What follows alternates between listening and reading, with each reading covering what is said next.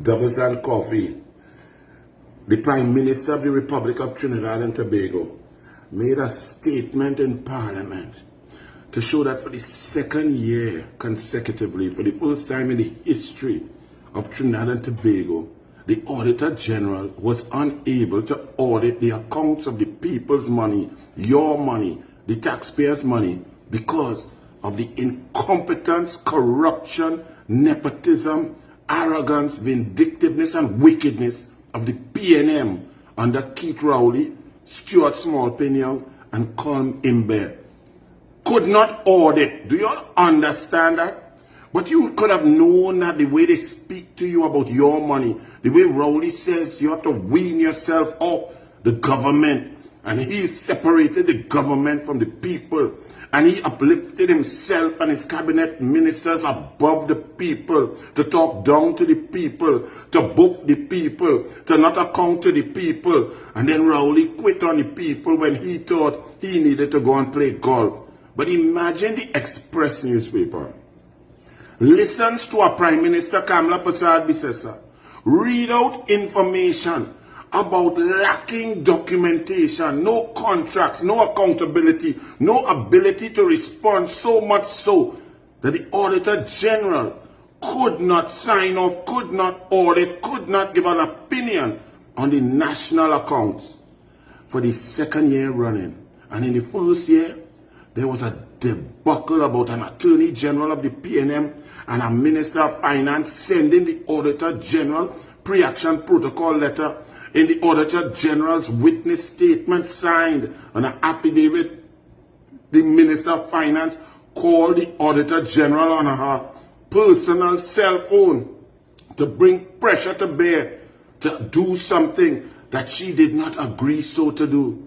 The central bank governor refusing to allow the Auditor General to audit the accounts. The central bank governor who got his job because Imbert and the PNM fired Jawala Rambaran, now refusing to divulge information about the distribution of foreign exchange, your money, made by your assets, in your country. These PNM people are insane.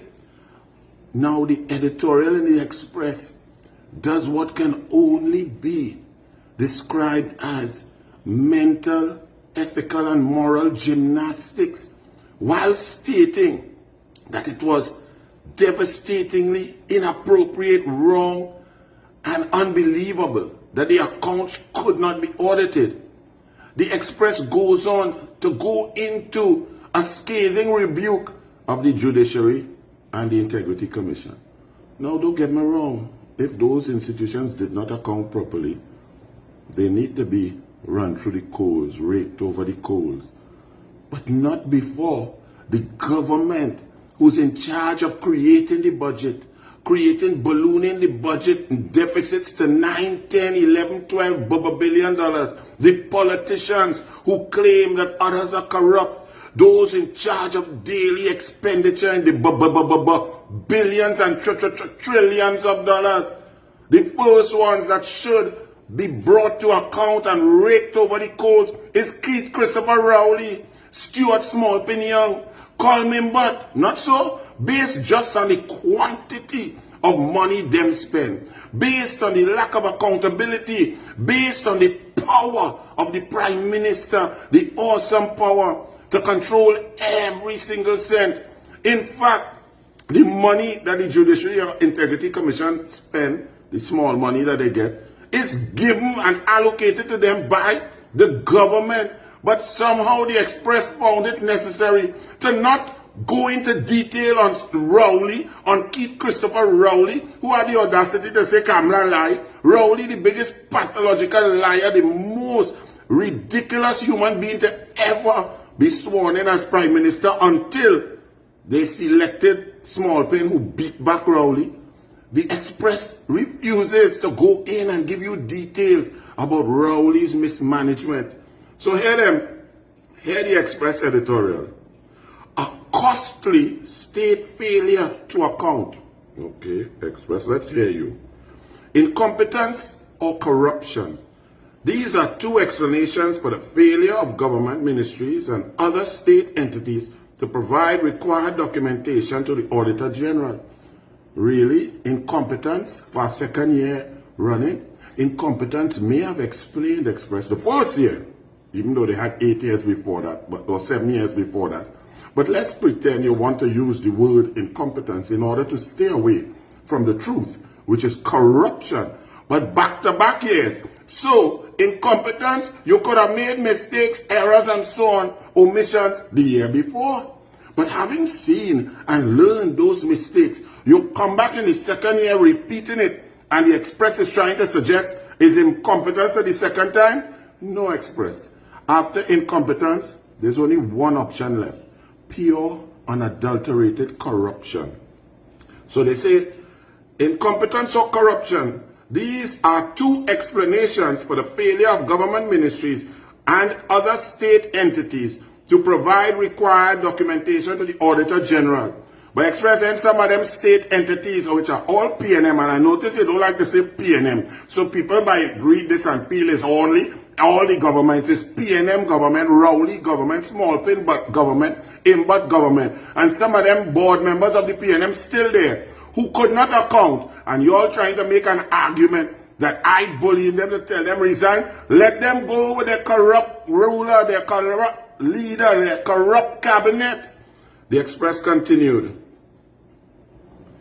In her report submitted to Parliament last Friday, Auditor General Jaiwanti Ramdas stated, I have not been able to obtain sufficient appropriate audit evidence to provide a basis for an audit opinion on the public accounts of the Republic of Trinidad and Tobago.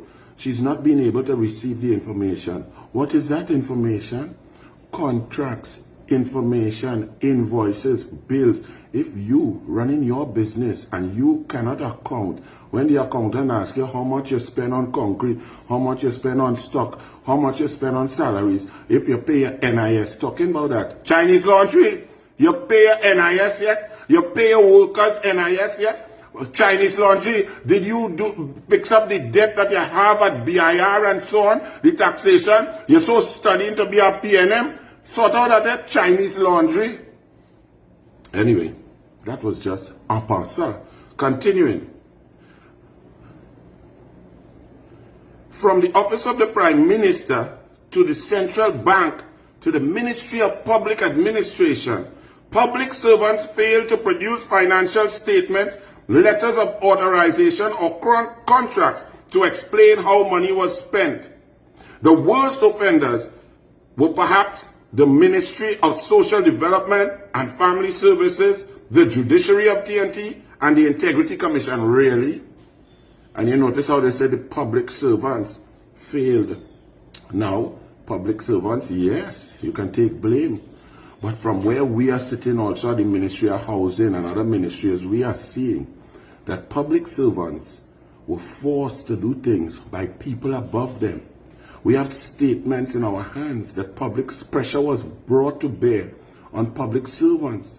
So, public servants whose jobs could depend on those very powerful people above them, who were instructed and forced to do things without paperwork, those are mitigating factors. Now, there are some public servants, like some permanent secretaries who then become PNM board members and PNM ministers of finance, who willingly do things to support the PNM. But others want to do their jobs correctly. But when you have the most powerful, the most venomous, the most arrogant politicians in charge, the PNM, bullying and telling you what to do, when to do it, and how to do it, then sometimes a judge may look at that as a mitigating factor. Good thing they have whistleblower legislation now, because many public servants would need to avail the of the whistleblower legislation, right? So they continue, so they go on all the bubble billions. They just mention office of the Prime Minister. Who is office of the Prime Minister? That Keith Christopher Rowley, the man who like to claim that everybody else corrupt except he. But all he does is put interlocking directorships in charge of your money. And his gate neighbors, 9 boards for one person like Ingrid Lashley, Newman George, and 7 boards. His own personal lawyer in charge of heritage after he shut down Petrotrin, controlling the narrative, controlling the decisions, controlling all around, putting Noel Garcia, one human being, to build everything under the sun. That is called control. That is red flags. We were telling you this all the time, and now you see it. And the Express is unable to just call a spade a spade. The Express then goes on. In the case of the Commission, Integrity Commission, and then the judiciary and so on, the rest of the editorial is about them, okay? In the ministry, the contracts of 12 million awarded. They talk about social development and so on. Then they talk about the rent, but they try to deflect from the fact that Keith Rowley was in charge. If Express, you find that for 2 years, no opinion, no audited accounts, and you find that it's corrupt, because it's not incompetent, because it's second year in a row, then you must say what it is.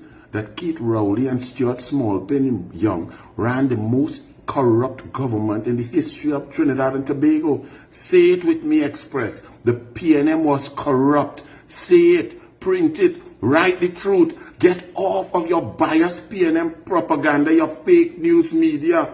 The Integrity Commission, the judiciary, they have to be run over the coals too, and they have to improve the expenditure and so on. But also, when they are starved for resources, they may not have a full procurement department. They may not have all the staff to do things properly. So you have to investigate that. But the fact of the matter is, the number one person in charge of the entire population's money is the Prime Minister of the Republic of Trinidad and Tobago. Keith Rowley was the Prime Minister of the Republic of Trinidad and Tobago, and he failed to account on 2 occasions with his Minister of Finance, Colm Imber, failing to account for the expenditure of people's money. The most corrupt government in history. Say it, Express newspaper, and know the truth hurts. But you all are supposed to be journalists. But don't worry, it has social media now. Doubles and coffee. Bless.